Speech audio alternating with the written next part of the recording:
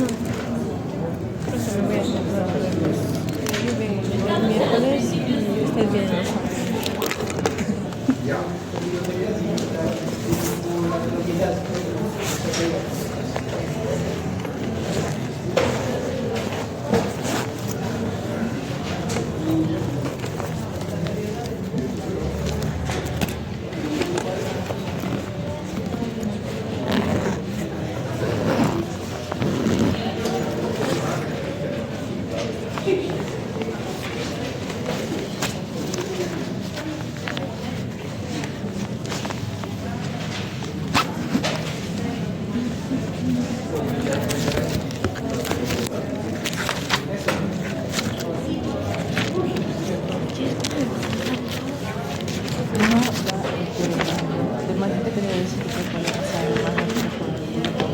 No, por email mandar por correo. Por correo nomás. Se puede, ¿no? Pero tienes que esperar que termine de cargar. Llegan a tu casa, ¿no? No,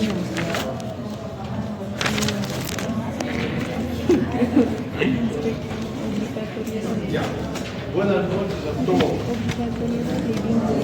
Buenas noches a todos.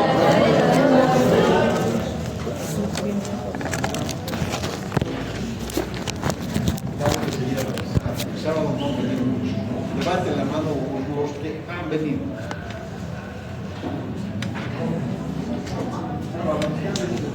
¿Qué? Sí. La próxima, cuando ingreses, te vas a saludar. ¿A vos que estás tocado tus uñas? Sí, has entrado así. Yo estaba por saludar y te has pasado así.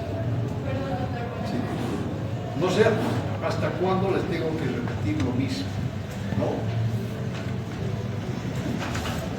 Vamos a ver la obligatoriedad, la vinculatoriedad. Estamos viendo la ley de criminal constitucional, ya les había explicado. Lo que dice el Código Procesal Penal.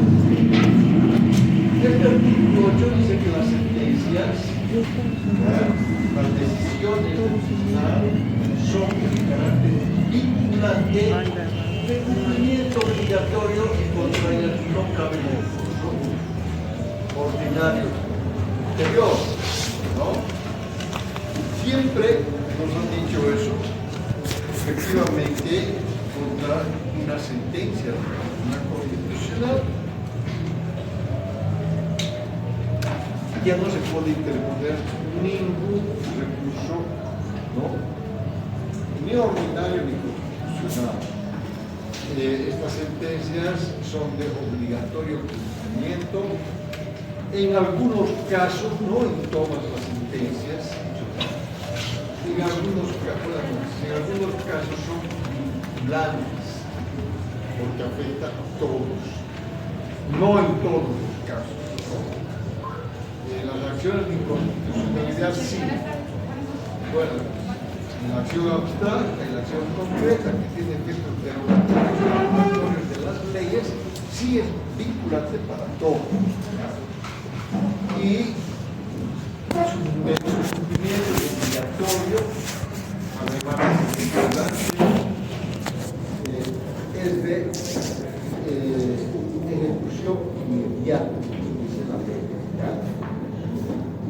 El artículo 15 del Código Procesal dice que estas resoluciones son de ejecución de carácter obligatorio para las partes intervinientes, por supuesto, de un proceso constitucional, excepto las dictadas en las secciones de constitucionalidad y recursos contra tributos de ejecución general. Eso de comunidad está bien y demandas recursos contra tributos. Cuando hablamos de tributos, hablamos de tasas, patentes, constituciones, ¿no? Entonces, si yo estoy impugnando un tributo que se ha creado, se ha modificado o se ha extinguido, puedo interponer, ¿no?, un recurso directo contra tributos y lo que se resuelva en el tribunal puedo contra todos, porque los tributos afectan a todos tenemos la obligación de tributar conforme establece la ley y la Constitución. ¿Ya?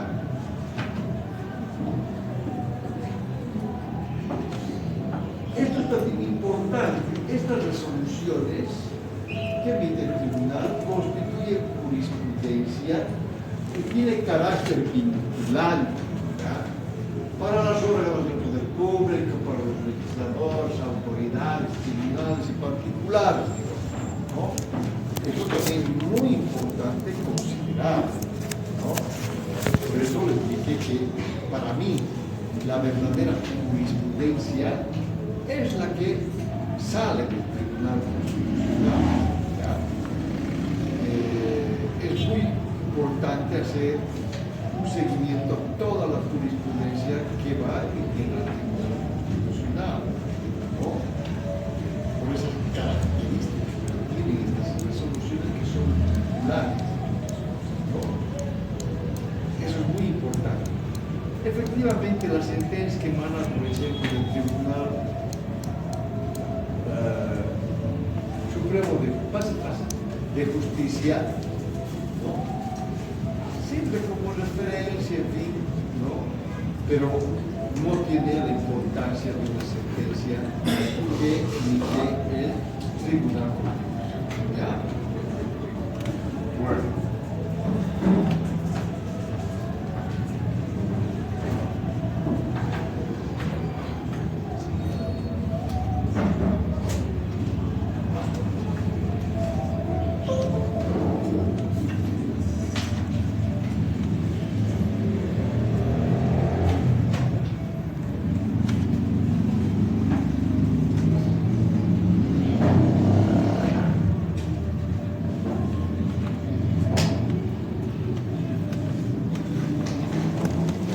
Ahora vamos a ver qué aspectos están relacionados con los principios procesales de la justicia constitucional que están regulados ya no en la ley del Tribunal Constitucional, sino en el Código Procesal Constitucional. ¿Ya? Por ejemplo, el artículo 3 de esta ley, la ley 254, dice que los procesos constitucionales, ¿no? La justicia constitucional mejor, tiene en cuenta estos principios que todos vamos a desarrollar. Sería ocioso desarrollar estos principios, ¿ya? Simplemente vamos a hablar del tema de la conservación de la norma. Les voy a explicar esto, la dirección del proceso, también el impulso de oficio, la celeridad, el conformismo, la concentración, la motivación, comprensión efectiva, etc. Y les he puesto, ¿no? leer este artículo 3 para ver cuáles son los principios que menciona el Código Procesal Constitucional. ¿Ya? De estos hay otros más y vamos a ver algunos, no todos. ¿Ya? Las facultades especiales del Tribunal Constitucional. El artículo 5 del Código Procesal dice que existe el deber de cooperación y colaboración al Tribunal Constitucional. ¿Qué significa eso? Que todos, pero absolutamente todos, autoridades públicas, autoridades jerárquicas, jueces, abogados, hasta los ciudadanos, tenemos la obligación de cooperar, de colaborar a la labor del Tribunal Constitucional. ¿Y cómo? No resolviendo, evitando las sentencias que ellos tienen que evitar, no. Pero el tribunal puede pedir información a cualquiera y nuestra obligación es entregar esa información que según criterio del tribunal puede ser valiosa para quitar sus fallos, ¿no? Entonces todos tenemos esa obligación de colaborar a, ¿no?, esa gran labor que desempeña el Tribunal Constitucional. Y aquí es importante, ¿no?, tomar en cuenta estos aspectos. Esta colaboración, cooperación, ¿ya?, es de carácter preferente, ¿ya? Si el tribunal pide información, en el día se tiene que remitir esa información, ¿ya? Es urgente y además inexcusable. Yo no puedo decir, no, yo esa información no le puedo dar, lo siento mucho, pero no. Es obligatorio, ¿ya? Para que el tribunal pueda resolver, ¿no?, un determinado asunto, un determinado caso, ¿ya? Entonces, eso es muy importante. No hay excusa alguna por más que soy presidente del Estado que sea, que diga yo soy el presidente y si quiero le entrego o no le entrego ese no, tiene la obligación, ¿ya? El otro aspecto es el tema de la acumulación de procesos. También es una facultad especial que tiene el tribunal, ¿ya? Y lo hace, o sea, acumula los procesos, ¿no?, cuando son casos conexos, relacionados, ¿no? Entonces, me parece muy bien, ¿por qué? Porque a veces es necesario acumular todas las demandas ciudadanas. Cuando se promulga una nueva ley, ¿ya?, se demandan 5, 6 más demandas de constitucionalidad de esa ley. Unos objetarán el artículo 10 y 20, otro el 50 y el 60, y así, ¿no?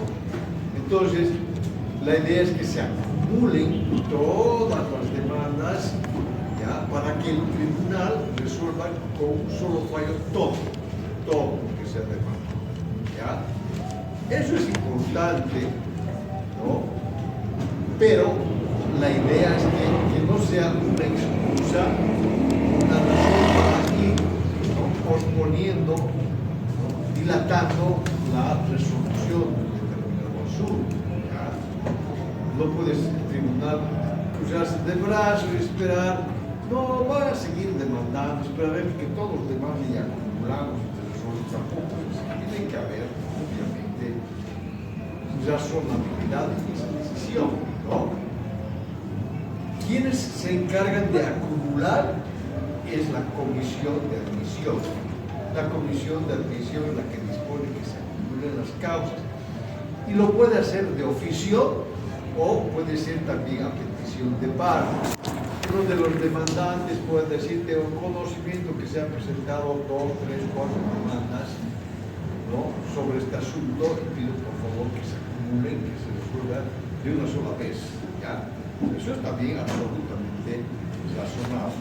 Se han dado casos, por supuesto que sí, ¿ya?, de acumular procesos.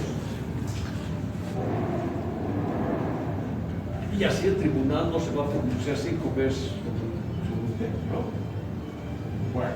Doctora, también por esto que se tiene que revisar toda la ley, no solamente el artículo que se pide que... Claro, porque el tribunal ha sido demanda de la inconstitucionalidad de un artículo de la ley, como les había explicado. El tribunal tiene la obligación de revisar, analizar toda la ley, todo su contexto de la ley, desde el primer artículo hasta su último artículo, porque así ejerce el control de constitucionalidad. Y el tribunal puede encontrar adicionalmente otros artículos más que son inconstitucionales.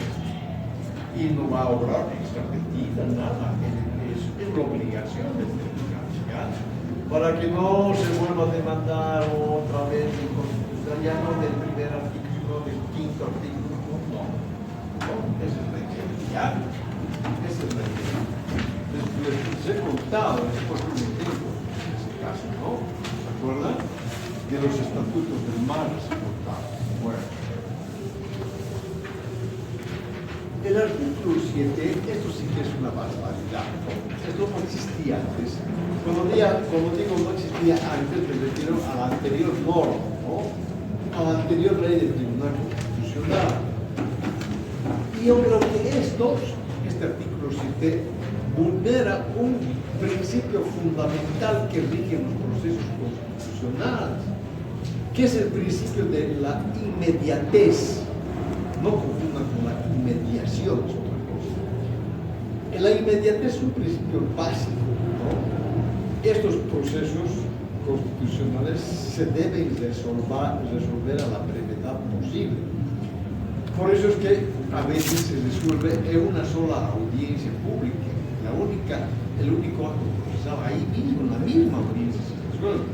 Las acciones, por ejemplo, se definen derecho y garantías. Bueno, pero esto va pues en contra de ese principio, porque dice esta maravilla. La información complementaria pericial, ¿ya? Dice que el Tribunal Constitucional, cuando estime necesario, y cuando corresponda, dice este artículo, podrá disponer la producción de información complementaria pericial. Y aquí viene lo peor, otorgando un plazo de hasta 6 meses. Imagínense ustedes, para la entrega de ese informe pericial, debiendo suspenderse los plazos, entre tanto no se produzca la información complementaria pericial. Aunque no crean ustedes, este artículo varias veces aplicado en el Tribunal Constitucional para evitar que se pronuncie sobre un caso específico, quizá comprometido, ha ido por ese lado, ¿no? Han visto por conveniente, entre comillas, ¿no? Pedir un informe pericial, ¿no? Y los plazos que tenía la Constitucional se han suspendido hasta que se entregue el informe final, ¿no? De esa pericia, y este artículo otorga hasta 6 meses para que se elabore el informe pericial. ¿Y en qué queda entonces el principio que acabo de mencionar? El principio de inmediatez, ¿no? Sí, esto es una barbaridad. Es una barbaridad, ¿no? Para postergar esa responsabilidad que tiene de emitir los fallos de sus plazos, a veces el tribunal va, ¿no? Y utiliza esta válvula de escape, ¿no? Y ahí respira, tenemos 6 meses, ¿no? Claro, y quizá el informe pericial se pueda elaborar en menos de una semana, ¿no? Pero se van a tomar todos en el, ¿ya? No me parece, sinceramente, nada pertinente. Quizás sí, efectivamente, exista la necesidad de un informe pericial, tampoco se usa, está.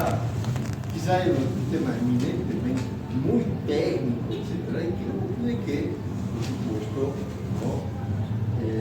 Pedir que se elabore ese informe pericial para que tenga mayores elementos de protección, etcétera. Pero no se da en acciones de defensa de los derechos y garantías, ¿no? Como se resuelve una sola audiencia, sino se da cuando se plantean, por ejemplo, los recursos de inconstitucionalidad, ¿no? Para determinar si un artículo, 2 o 10 artículos o toda una norma es inconstitucional, quizás necesita un respaldo judicial para que se pronuncie, puede ser, ¿no? O cuando se ha planteado un recurso jurídico, ¿no? Por ejemplo, un recurso contra resoluciones de la Asamblea Legislativa, o quizá un recurso contra tributos, precisamente, ¿no? Quizá para eso, ¿ya? Bueno, el artículo 8 habla de las audiencias públicas.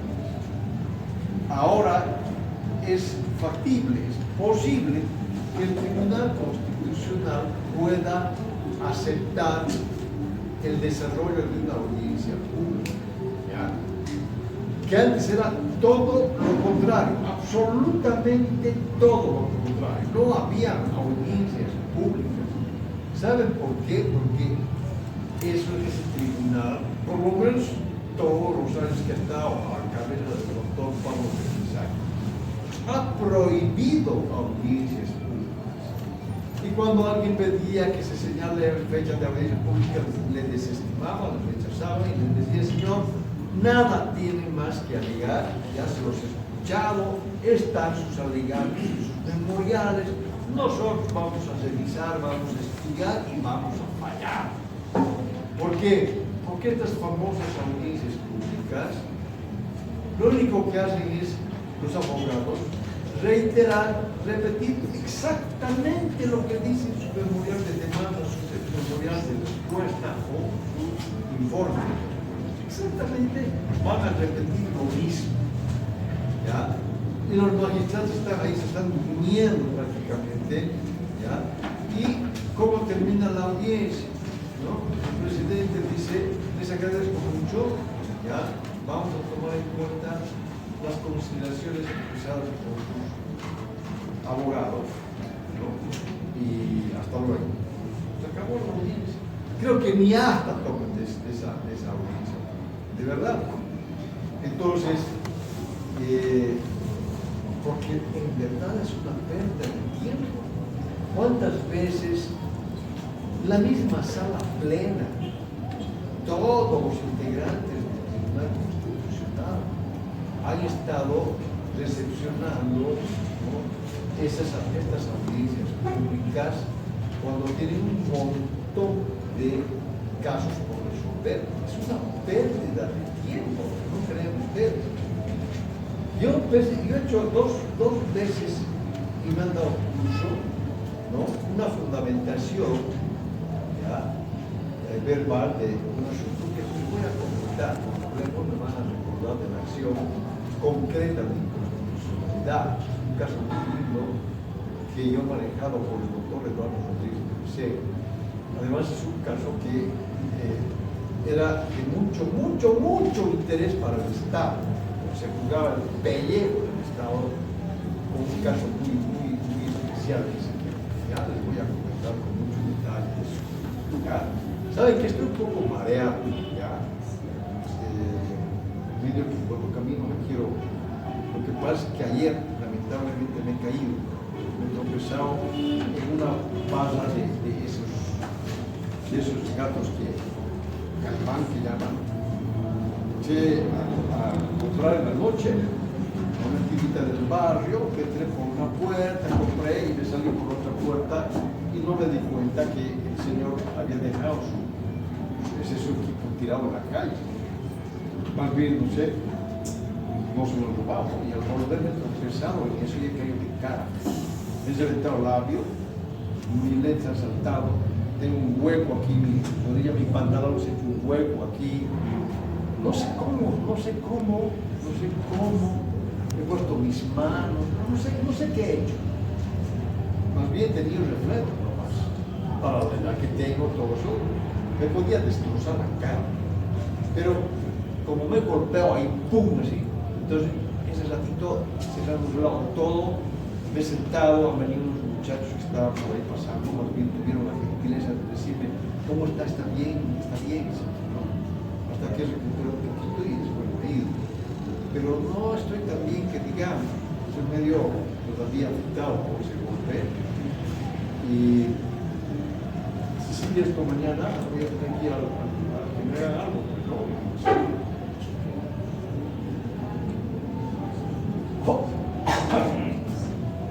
Perdón.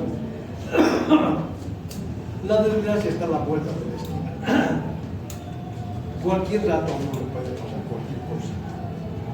Eso tienen que tomar en cuenta. La vida está prestadita, pues. Esa es la verdad, ¿no? Bueno, a ver, voy a copiar esto. Entonces, hay que tener nomás, no sé, yo no diría cuidado, hay que tener suerte para que a uno no le pase nada. Porque cualquier rato le puede pasar cualquier cosa. Bueno, esta mañana por ahí para mediodía, cuando me estaba yendo, por la heroína en mi carril esperando el semáforo, viene el auto y ¡pum!, me golpea retrovisor de mi vagoneta, otra vagoneta, ¿no? Y era no sé si decir su apellido, era un docente de la universidad. Un docente ya bastante mayorcito, que el otro día, el anterior sábado, ya se ha caído de las gradas. Él se ha caído, y no sé quién estaba sangrando, no llegó al segundo. Él me tocaba, feo. No ha hecho nada, la verdad que se ha quedado doblado un retrovisor y él también se ha doblado. Pero lo que yo voy es que él se pone gafas oscuras. Yo tengo creo que media docena de gafas que yo ya no me puedo poner esas gafas. Porque no necesito lentes. Lentes para cerca, para leer, ¿no? El multifocal. Pero el señor, a veces, no sé, se viste como jovencito, está con sus gafas. No puede ni leer su nombre para firmar su asistencia. A ver, ven, a ver, ¿dónde está mi nombre? Así. Yo tengo que buscar, aquí, doctor, ¿dónde aquí? Tengo que poner mi dedo, aquí tiene que firmar y así firma. Está con gafas, pura, ya no sé qué buscar. No sé qué le pasa al señor, voy a tener que hablar. No sé si se va a molestar. Le voy a decir que ya no se ponga gafas, porque no ve. Él tendría que estar con lentes permanentes. Claro, yo no puedo usar gafas, están bonitas las gafas, que ya no las uso. Porque desgraciadamente, el lejos lo veo bien con las gafas, no veo. Hay que ser consciente, ¿no? Esto se olvida, y no, hay que saber asumir también, ¿no? Bueno. Entonces, ahora es factible que haya audiencias públicas, ¿no? Antes no permitía, para nada, imposible. Inclusive cuentan que un día había ido el expresidente Sánchez de Lozada con su superministro Carlos Sánchez Versailles, ¿no? Y sin pedir audiencia, sin nada, se había ido a Sucre para hablar de no sé qué caso al tribunal. Y cuando dijeron, está aquí el presidente de la República, necesitan la audiencia con el magistrado, no lo han recibido. No lo han recibido, han dicho, ustedes no han pedido audiencia, además nosotros no tocamos audiencia a nadie. Entonces, lamentablemente, ¿no? Los señores magistrados no los van a recibir. Carlos Sánchez Versailles será del bautizado. ¿Qué les pasa? Es una falta de respeto. Aquí está el presidente de Bolivia, ¿cómo no lo van a recibir? Y no lo han recibido. ¿No? Pateando puertas se había ido los dos. Así era el tribunal constitucional, de verdad. Muy respetado. Uno va y ve ahí en las oficinas comiendo salteñas, empanadas, cola, vendedores de pastillas están caminando por los escritorios. Un desastre, un desastre. Algunos, ¿no? En sus escritorios con su coca, echando coca. Ay, Dios mío, ¿no? Así estaba. Ojalá que haya cambiado los. Pero así estaba el tribunal, así estaba. Empezando de algunos magistrados, ¿no? Imagínense cuando no iba a hablar como que estaba con su cocaína. Bueno, son anécdotas, ya. A mí me gusta echar coca. En las noches a veces, yo coca me gusta. Pero no van a ver si estoy con usted bebiendo mi bolsa de coca. No es posible.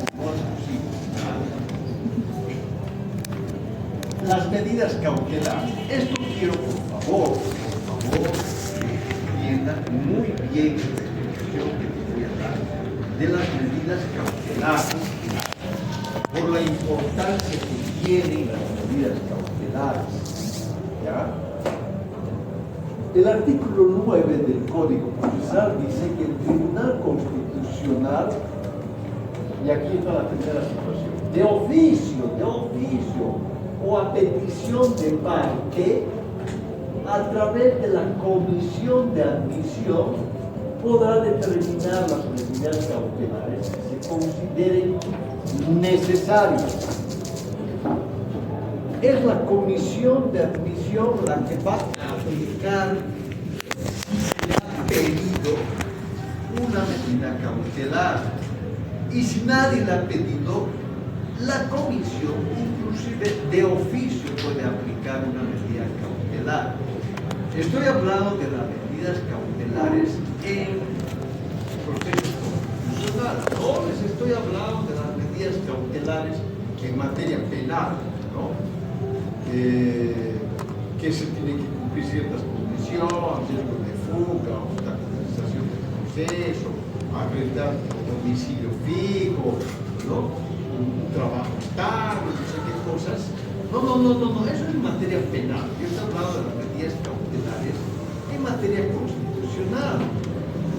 Y si es posible, al lado de su transparencia, escriban esto que les voy a decir en este momento. La medida cautelar tiene la finalidad, tiene como objetivo suspender de manera inmediata el presunto acto violatorio hasta que el tribunal se pronuncie sobre el fondo del caso. ¿Ya? ¿Cuál es la idea de una medida cautelar?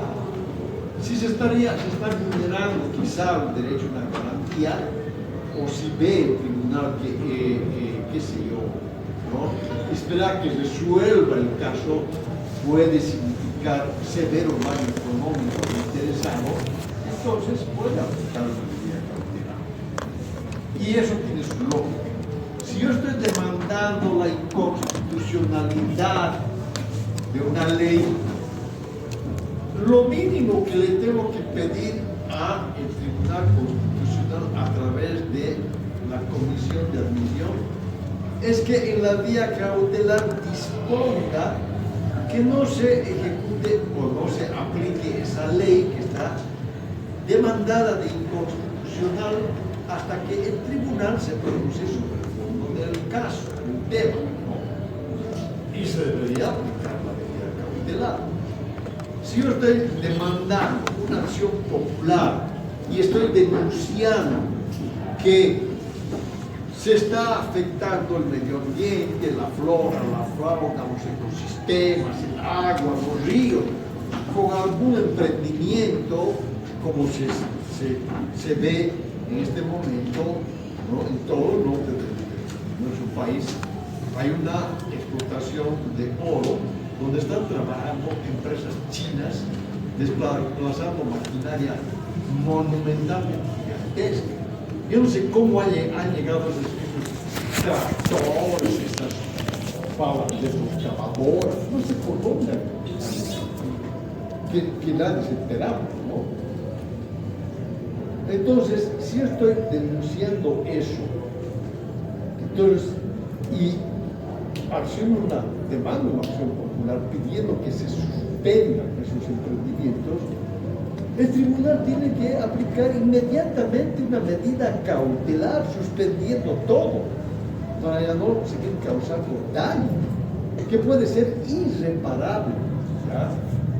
Tan severo que puede ser ese daño, que no se puede cuantificar el monto del daño que se está causando. ¿Cuántas denuncias hemos escuchado de que se están contaminando los ríos con mercurio? Que hay gente que ya está, ¿no?, dentro de su organismo con mercurio, ¿no? Varias veces se ha denunciado. Y ningún gobierno, obviamente el gobierno normal no tiene la decisión, pero no, nadie ha hecho nada, ni este gobierno ya debería. Hace 2 días se ha publicado una denuncia contra una empresa china que está explotando, obviamente, un yacimiento de oro, ¿ya? Que para el colmo no sabemos qué cantidad de oro sacan, explotan. No sabemos qué hacen con ese oro, si los venden al exterior. No sabemos nada. Nada. Estamos tan igual como los venezolanos. Solamente tenemos que, ¿no es cierto?, apareció un lingote de oro en otro país que ha mandado Maduro, Diosdado Cabello, sus mafiosos del mundo, ¿no? No sabemos la cantidad de oro que explota en nuestro país. Solamente dicen, por dicho sabemos que hay cualquier cantidad de oro que tiene nuestro país y que no nos beneficiamos con ese oro, ¿no? Se ha publicado una denuncia donde se dice que hay una sentencia de una acción popular que no se está cumpliendo, porque esa sentencia, que es un fallo definitivo, dice que se suspenda definitivamente todos los trabajos de explotación del oro, no me acuerdo el lugar exactamente, ¿no?, que eso dispuso la sentencia, que se suspenda definitivamente, que estos tipos se vayan. Eso es lo que está diciendo la sentencia. Pero resulta que hasta ahora nadie ha hecho caso y siguen trabajando, ¿no? Siguen trabajando y no hay quien pueda hacer algo. Deberían las Fuerzas Armadas sacar a golpes imposibles a estos tipos, ¿no? Que además manejan personal boliviano y los tienen como esclavos trabajando más de 16 horas, ¿no? Los tienen en precarias condiciones, de lo peor, los chinos, tan igual como los americanos o como los europeos, no hay diferencia, ¿no? Entonces, el objetivo de una medida cautelar es suspender de manera inmediata el presunto, porque hasta ese momento es presunto, hecho vulneratorio, ¿ya?, hasta que se pronuncie el tribunal sobre el fondo, ¿ya? Ese es el objetivo de una medida cautelar. Y hay varios casos que estas medidas cautelares han sido la tabla de salvación para nosotros, como si nos hubiesen lanzado una tabla de salvación para que no nos vayamos a fondo, ¿no?, cuando ha habido problemas políticos muy graves, ¿no?, en el país. Hay que admitir, por ejemplo, a ver, para que vean, cuando hablemos de la acción concreta de inconstitucionalidad, me van a recordar para que igual sea un caso muy brevemente, para que entiendan la importancia que tiene una medida cautelar. ¿Ya?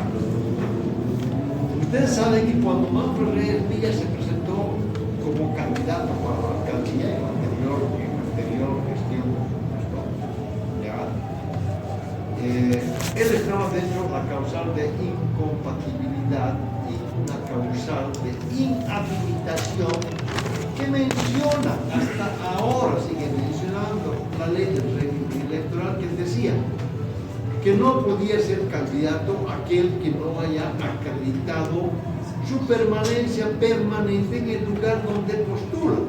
2 años para alcaldes, 5 años para gobernadores y presidentes, vicepresidentes, etc., ¿no? O sea, Manfred Reyes Villa no acreditó que estaba, ¿no?, que tenía residencia permanente, porque vivía en Estados Unidos. Él ha llegado a Estados Unidos para ser candidato. Eso es lo que pasaba, ¿no? Entonces, ¿qué pasó? El Tribunal de Cochabamba, electoral de Cochabamba, lo inhabilitó, aplicando fríamente ese artículo de la ley electoral, ¿no? Entonces, automáticamente esa resolución del Tribunal Departamental sube al Tribunal Supremo y, claro, pide una revisión de ese fallo Manfred Reyes con el siguiente argumento: de que ese artículo, ¿no?, que prohíbe que sea candidato o no acreditar residencia permanente es inconstitucional y que, ¿no?, La Corte Interamericana en varias oportunidades se ha pronunciado en el entendido de que no puede ser causal de inhabilitación ese hecho, porque no solamente en nuestro país han tenido ese hecho, ¿no? Entonces, ¿por qué? Se hizo un razonamiento muy lindo la Corte Interamericana. No permitir que un ciudadano se postule a una elección, a un cargo electivo, por no haber estado recibiendo, ¿ya? Y estaba en el exterior, no se puede, porque sería una doble sanción que se llama ahora. Una primera sanción que por problemas políticos él tuvo que salir, no sé si exiliado o refugiado, ¿ya? Y si el individuo, el ciudadano, acredita su condición, ¿no?, de exiliado o de refugiado en el país donde fue a vivir, es suficiente por demás para que se inaplique ese artículo de la ley del régimen electoral. Y Manfred Reyes Villa efectivamente había hecho su trámite vía Cancillería allá en Estados Unidos y tenía la condición de refugiado político, ¿ya? Entonces, digo un minutito, ¿no? Señores, antes de que ustedes se pronuncien, o sea, el Tribunal Supremo Electoral, ratificando o anulando la resolución del Tribunal de Cochabamba, era una papa caliente que tenían los vocales y tenían 48 horas para resolver. No había más casos, no había. No sabían qué hacer. Entonces, ¿qué ha hecho? Ha planteado una, ¿no?, acción de inconstitucionalidad concreta ante, obviamente, el Tribunal Constitucional, argumentando, ¿no?, a través de, obviamente, del Tribunal Supremo Electoral, argumentando de que él tiene duda razonable y fundada de que ese artículo que está aplicando o que ha aplicado la Tribunal de Cochabamba es inconstitucional. Y además ha apuntado, ¿no?, jurisprudencia de la Corte Interamericana que ya se pronunció en ese caso, ¿ya? Y planteó la acción concreta a su constitucionalidad. Eso ha sido alivio para el Tribunal Supremo Electoral, porque no tuvo la necesidad de resolver esa instancia, porque si declaraba inconstitucional ese artículo, que no tenía además atribución de competencia el Tribunal Electoral, iba a ser un problema, se iban a colocar todos los dossiers, se iba a quemar el edificio, ¿no? O, por lo contrario, si ratificaba en el fallo del Tribunal de Cochabamba, toda la militancia del alcalde iba a igualar, iba a ser un problema serio, ¿no? Entonces, admitieron y ya suscitaron la acción concreta de inconstitucionalidad y se emitió el tribunal en el día al Tribunal Constitucional, ¿ya? Y eso le tocó resolver al Tribunal Constitucional y no había ya plazo, no había tiempo, sí o por sí tenían que resolver. Entonces han salido por el expediente más simple. Su comisión de admisión del Tribunal Constitucional aplicó una medida cautelar, ¿ya? No ha resuelto el asunto. Aplicó una medida cautelar en el entendido de que mientras no resuelva el fondo de esta demanda de inconstitucionalidad concreta para ese caso concreto de Manfred Reyes Villa, ¿ya?, se aplica la medida cautelar que viabiliza y permite que el señor sea los más candidatos para no causarle más daño o vulnerar sus derechos civiles, sus derechos políticos, etc. Y una medida cautelar no ha habilitado como candidato a Manfred Reyes. Y de ese modo él ha sido candidato, ha ganado la elección, todo. Imagínense la importancia que tiene una medida cautelar, ¿no? Suspender de manera inmediata el presunto acto violatorio hasta que el tribunal resuelva el fondo de la causa. Esa es una medida cautelar, ¿ya? Y para que el Tribunal Constitucional, las salas constitucionales, lo último que tenemos de la aplicación de una medida cautelar que conocemos, porque ha sido un hecho público, es las dos demandas que ha presentado el candidato a gobernador de La Paz, Huaytari, ¿no? ¿Qué? Kawasi. Kawasi ha planteado una acción de amparo, denunciando que se están vulnerando sus derechos políticos, derechos civiles, etcétera, porque no le permiten ir a la segunda vuelta, ¿no?, para la elección de gobernador en La Paz. ¿Por qué? Porque su organización política que lo ha postulado retiró su postulación y lo dejó colgado, ¿no? Tenía 9% de votación nada más, pero, ¿no?, qué sé yo, que podía ir a la segunda vuelta, con Revilla, ¿no? Pero como su organización política que lo postuló como candidato retiró su postulación para la segunda vuelta, ahí bien surge el problema. Él tenía todo el respaldo político. Tras de esa situación estaba todo el MAS y Evo Morales, ¿no?, que comprometieron y iba a voltear el resultado. La verdad que si había una segunda vuelta, él hubiese ganado la segunda vuelta en La Paz, porque La Paz es su dominio y eso es real, ¿no? Como aquí manda el Evo, que no puede tener un gobernador, su mano derecha del Evo, ¿no? Iba a volcar el resultado, pero como su organización política que lo presentó como candidato al señor, retiró su candidatura, no sé por qué, no sé cuál la razón. Entonces, en la vía cautelar, él pidió que se suspenda la elección de segunda vuelta para La Paz, ¿no? Y le dieron curso, aplicaron una medida cautelar. Dijeron, mientras no nos producieron sobre el fondo de este tema, en la vía cautelar se dispone que se suspenda la elección de la segunda vuelta en La Paz. Los 8 departamentos de Bolivia hicieron sus segundas vueltas, no los 8, porque había los que correspondían han ido a la segunda vuelta y no ha ido a La Paz, ¿no? Y para el colmo ha presentado otra acción, una acción popular esta vez, ¿ya?, con el argumento que había un grupo de ciudadanos que plantearon una acción popular denunciando la vulneración de sus derechos de estos señores, ¿ya?, y que consecuentemente se dé curso a esa acción popular y que se acepte y se permita que haya una segunda vuelta, ¿no? Eso lo he rechazado de hecho.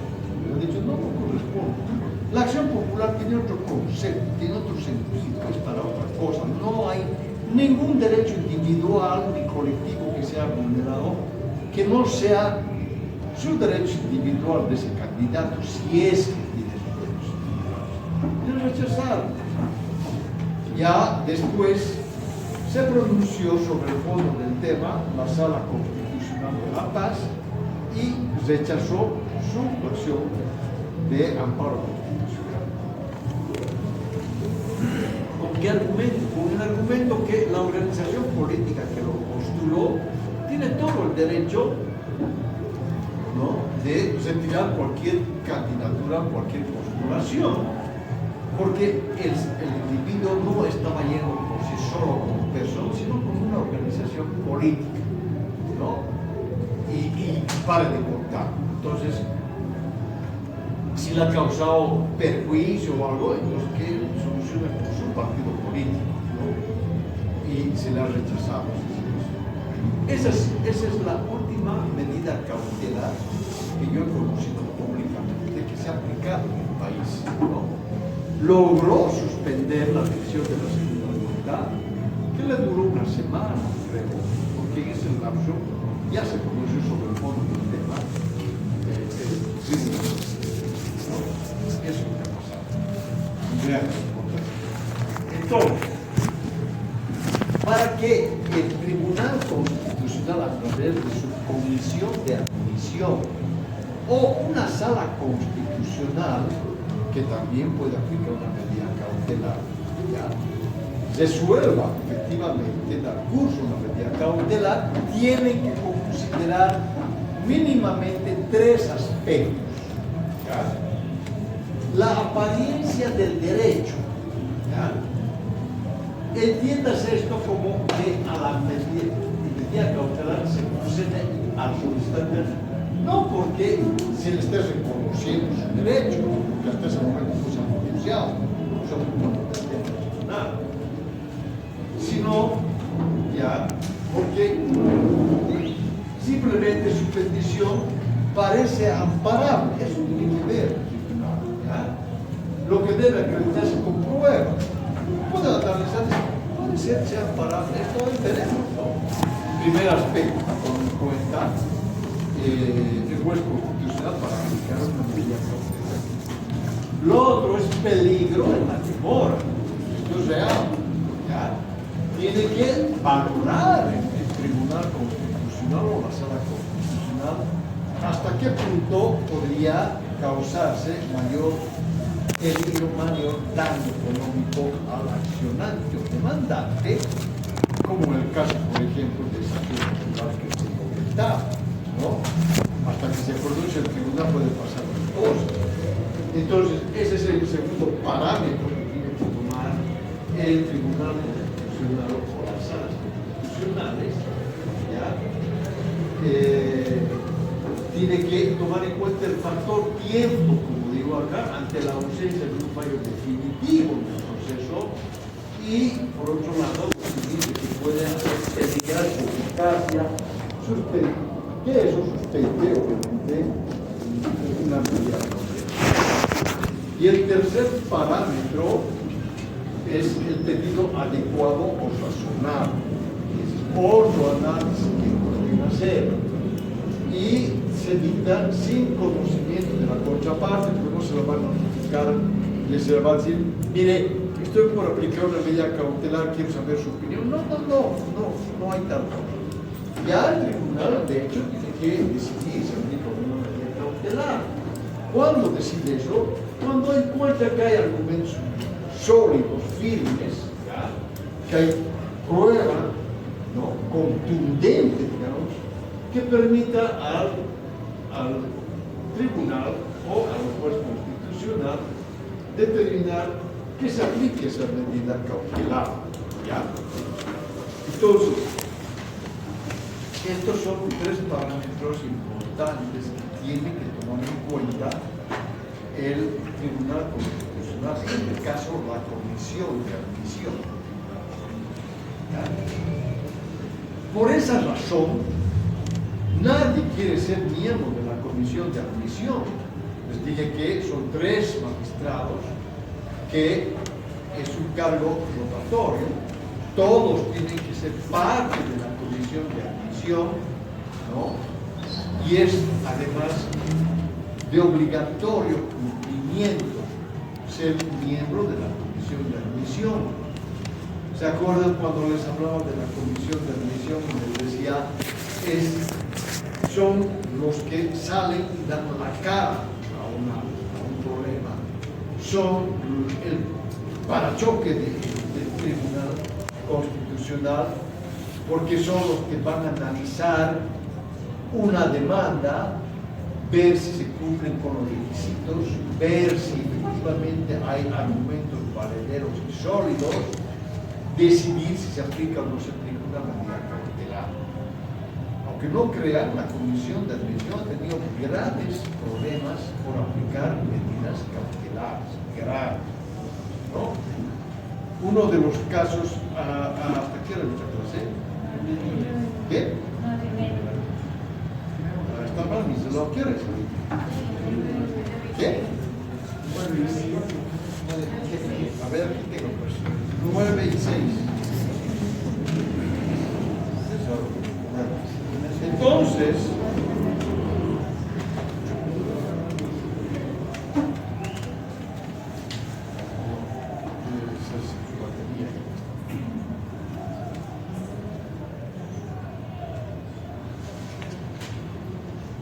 a ver, les voy a contar un caso muy emblemático. Prefiero tomar unos minutos más explicando este caso para que ustedes se ubiquen mejor y valoren de una manera cautelar. Se promulgó la ley del notariado. ¿Ya? La ley del notariado se promulgó y contra esa ley se plantearon varias demandas de inconstitucionalidad y había muchos argumentos para cuestionar esa ley del notariado, ¿ya? Porque se aprobó casi a la fuerza. Y tomó esta ley, ¿no? Ocasionó mejor bastantes consecuencias legales, ¿no? ¿Por qué? Porque esta ley, entre otras cosas, le ha quitado atribuciones al órgano judicial para tener la tuición y el control del notariado en el país. ¿Ya? Es el único país que el notariado no está bajo el control, ¿no?, del órgano judicial. Es decir, es un desmérito del notariado, que es un instituto universal y además milenario. Desde el derecho romano ya había notarios de fe pública que daban fe de los actos de los ciudadanos. Todo el mundo tiene sus oficinas notariales, todo el mundo, porque son los que dan fe de los actos de las personas, de los particulares y de los particulares con el Estado, ¿no? Entonces se le ha quitado ese control, esa tuición al órgano judicial, que además le significaba ingresos, ¿no?, importantes por los valores notariales, ¿no?, timbres, carátulas, etcétera, etcétera, ¿no?, libros, en fin, que será un tema muy importante, ¿no? Y desde esa ley, el notariado ahora ya no depende del órgano judicial y depende imagínense ustedes, del órgano ejecutivo. Dependían del Ministerio de Justicia, que ahora ya no existe el Ministerio de Justicia. Y en este momento tiene el control del notariado del DIRNOPLU se llama ahora, un viceministerio, ¿no?, que es el rector del notariado. Y está haciendo todo el avance que se hizo, todo el tiempo, todo se ha quedado paralizado y ahora otra vez están queriendo, ¿no?, pero la totalidad es un tremendo sistema, ¿ya? Esta ley del notariado también le ha quitado competencias a los jueces de instrucción civil, ¿ya? Todos los procesos voluntarios que conocían los jueces de instrucción civil. A ver, ¿qué procesos voluntarios existen? ¿Quién puede decir? ¿Qué? A ver, una sola persona. ¿Qué procesos voluntarios hay? Herencia, rechazo. La declaratoria de heredero, ¿no? ¿Qué más? La declaración anticipada del testigo. ¿Qué más? Y el divorcio notarial también. Ahora,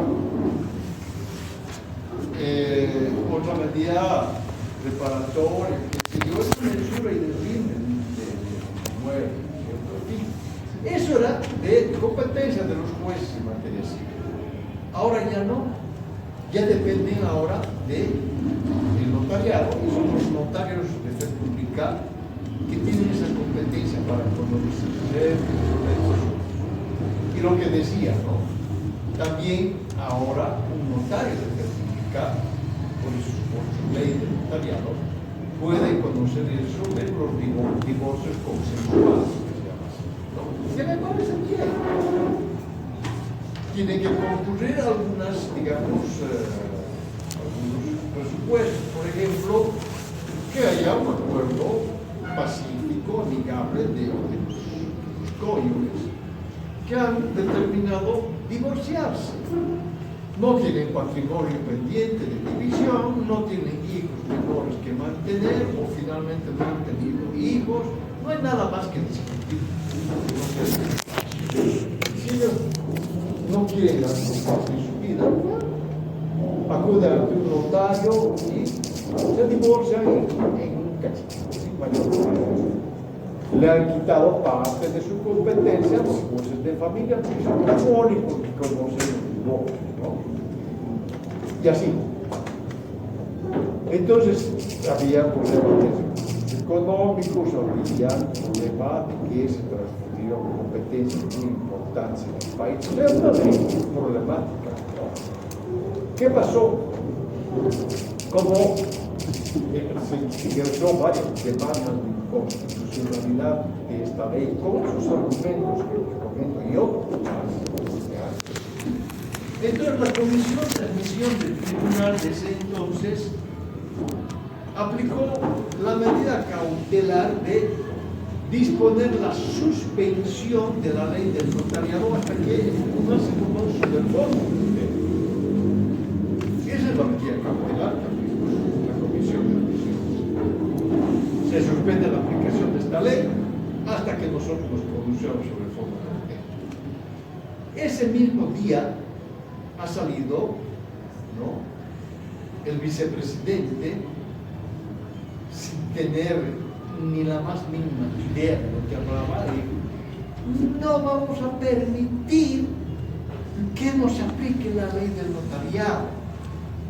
Estos magistrados son unos prevaricadores, han cometido prevaricado. ¿Quién pues le ha dado competencia para suspender una ley que ha emanado de la Asamblea Legislativa Plurinacional? Lo que se tiene que hacer seguir es un juicio de responsabilidad de los prevaricadores que haya. Así salió el vicepresidente. ¿Y qué creen que ha pasado? Al día siguiente les han iniciado un juicio de responsabilidades a esos 3 magistrados que componían la Comisión de Admisión del Tribunal Constitucional por prevaricato. ¿No? Le han hecho caso a García Linero, ¿ya? Y los han suspendido sin goce de haberes, no podían trabajar, ejercer la profesión, nada, ¿ya? Y los han tenido así aproximadamente cerca de 3 años. Señalaban audiencia en la Asamblea para tal día o tal. Los pobres se iban, 2 magistradas mujeres eran de esa comisión, que vivían en Sucre, viajaban a La Paz, se presentaban para la audiencia. No se suspendió la audiencia, ¿por qué? Porque la Asamblea está considerando, ¿no?, otros temas, otros señalamientos, otras veces no se va a desarrollar la audiencia. Y así van suspendiendo las audiencias de la Asamblea Legislativa, ¿no? A tal extremo fue la cosa que el magistrado Cusi, el único magistrado que efectivamente ingresó en representación de los pueblos indígenas originarios, porque era un verdadero indígena original. No era malo magistrado. Él cometió un gravísimo error de decir públicamente que cuando él iba a dictar una sentencia veía en coca, ¿cierto? Porque hasta en el exterior ha salido en los primeros planos de su noticia que los magistrados de Bolivia dictan sus fallos leyendo la coca, ¿cierto?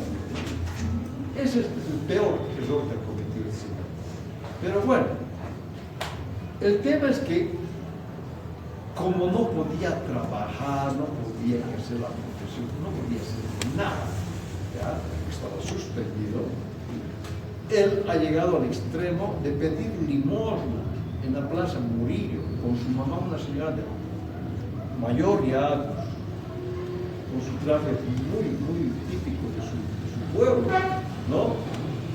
Iba pidiendo limosna a la gente para que pueda comer, porque no tenía plata, ¿ya? Y la gente le ayudaba, le colaboraba, le monedas, billetes, etc. Y así ha vivido un buen tiempo el magistrado Cusi. Y el tema es que estos políticos de quinta, sin conocer la ley,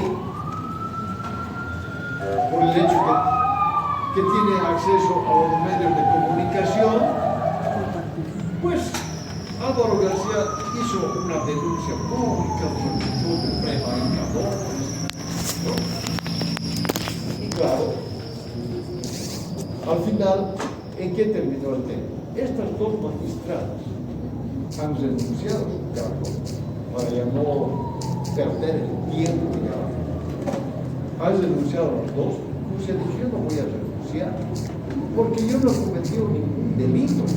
¿Por qué? Porque yo tenía competencias y atribuciones para aplicar una medida cautelar y yo he aplicado mi medida cautelar con este auto constitucional donde claramente fundamento las razones por las cuales he aplicado esta medida cautelar y he dispuesto que se suspenda la ejecución de esta ley hasta que resuelva el pleno de la actividad constitucional. Porque la Constitución y la ley le dan institución. Yo no voy a renunciar, y no renunció.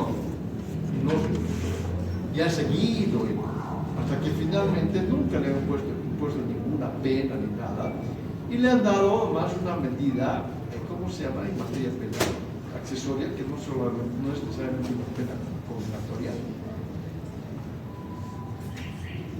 ¿Cómo se llama? En materia penal. Esas medidas que no necesariamente imponen una sanción penal, una pena, ¿no? Disponiendo de que él de por vida esté inhabilitado para ser juez o magistrado. ¿No? En eso acabó la historia.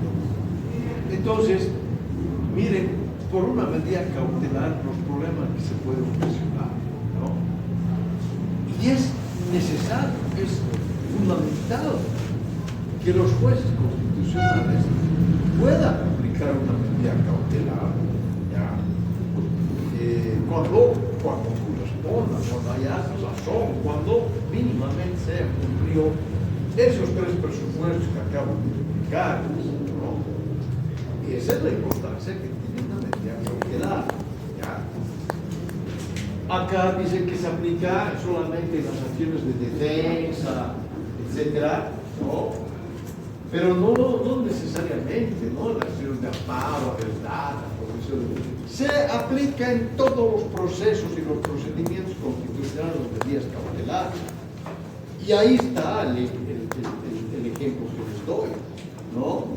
En una acción abstracta de inconstitucionalidad de una ley, la ley de notariado, se aplica una medida cautelar. Y es lógico, si yo estoy impugnando la constitucionalidad de una norma, lo mínimo que debe hacer el Tribunal Constitucional es aplicar una medida cautelar y disponer que se suspenda la aplicación de esa norma hasta que el Tribunal se pronuncie sobre el fondo del tema y diga si eso no es constitucional. Es lógico, de oficio puede hacerlo el Tribunal, o a pedido de parte también. En el caso de la ley del notariado, es la comisión de admisión a la cabeza del magistrado Cusi, que de oficio aplicó la medida cautelar, que me parece que era absolutamente correcta esa decisión, ¿no? Y un político de quinta que tiene idea que es una medida cautelar salga y los acusa de prevaricadores, de mafiosos, de delincuentes, ¿no? De la cárcel, no sé qué barbaridad, ¿no? Su regla de parlamentarios, ese ratito sacaron una resolución disponiendo el inicio de un juicio de responsabilidades contra él, ¿no? Por alto tipo de Estado. Ese ha sido un antecedente funesto para nuestro país, ¿no? Muy injusto lo que han hecho con sus magistrados. ¿Ya? Entonces, si Si yo les pregunto qué es una medida cautelar, ¿no? Y qué condiciones deben concurrir para que se aplique una medida cautelar, supongo que ustedes, como han comprendido y entendido, me responderán, ¿no? ¿Ya? Y si el que me responda ante el riesgo de fuga, obstaculización del proceso, etc., lo liquido. Ya me voy a dar cuenta que ya me dio la clase. Van a ver crudos que lo van a contestar eso. ¿Está bien? ¿Ha entendido? Sí. Bueno. La próxima clase es el sábado. Y vas a ver, ya vamos a, el sábado vamos a acabar. Yo necesito acabar para desarrollar el tema 3 también rápidamente, ¿ya? Mañana no hay clases, hay elecciones. El viernes tampoco hay clases, porque hay elecciones.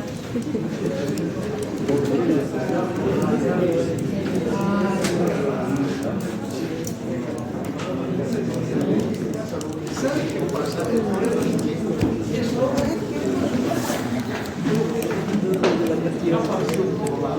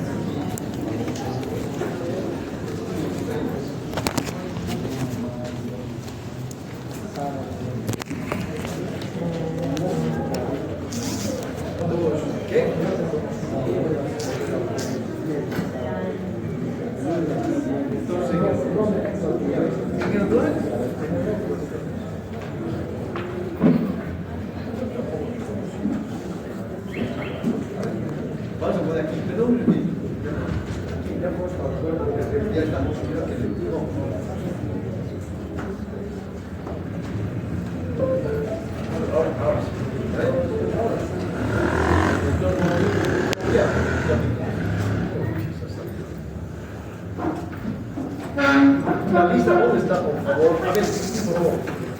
Haga un shift. Todo eso marqué y copie. ¿Qué?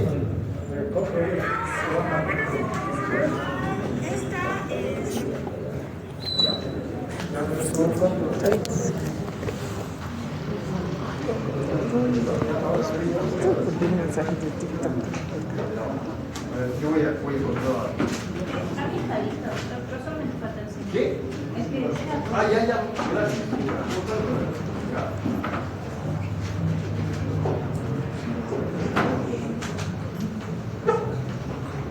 solo falta el señor de esta confianza. Ya. No creo que sí. Ya me listo, doctor. Hay menos, ¿no? Sí, ya me listo. No hay 59. ¿Qué? Sí, por eso. No, la lista donde no hay muchos estudiantes no vale, solo la lista larga donde solo falta donde estaba. O sea, esta es una. Ah, no. Eso es que ellos hicieron otra lista. O sea, falta solo ¿Ya el lo señor. envió? Ah, en la lista, solo falta eso, ¿no? La otra, ya me listo.